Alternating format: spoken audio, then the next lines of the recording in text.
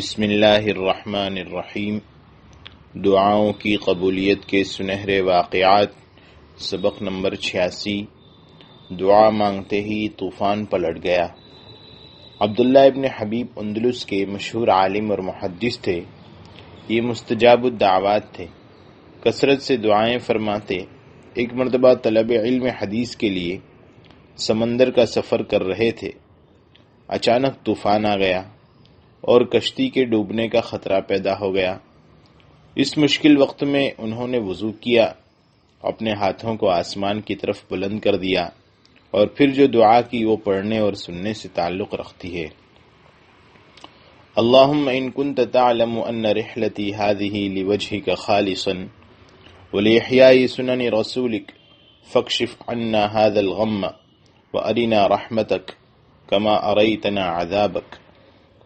اے اللہ، آپ جانتے ہیں کہ میرا یہ سفر خالصتاً آپ کی رضا کے لیے اور آپ کے پیارے رسول صلی اللہ علیہ وسلم کی سنتوں کو زندہ کرنے کے سلسلے میں ہے۔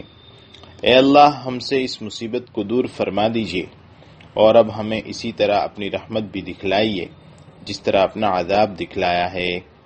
یہ دعا مانگنے کی دیر تھی کہ اللہ رب العزت نے اپنے لطف و کرم سے اس مشکل کو دور کر دیا۔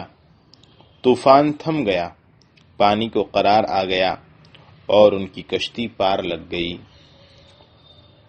دعا سے گھر بیٹھے شہادت نصیب ہو گئی۔ یہ واقعہ سیر و اعلام النبلاء میں مذکور ہے۔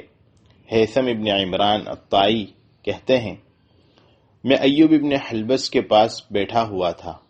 یہ نابینا تھے مگر ان میں خیر، دین سے رغبت اور اللہ سے محبت بے پناہ بھری تھی۔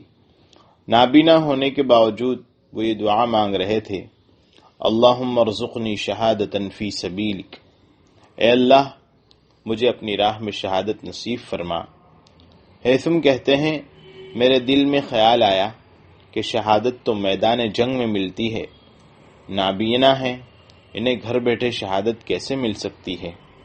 حضرات، اصل میں دلی تمنا اور آرزو کی بات ہوتی ہے اور تمنا پوری کرنے والا تو اللہ رب العالمین ہے۔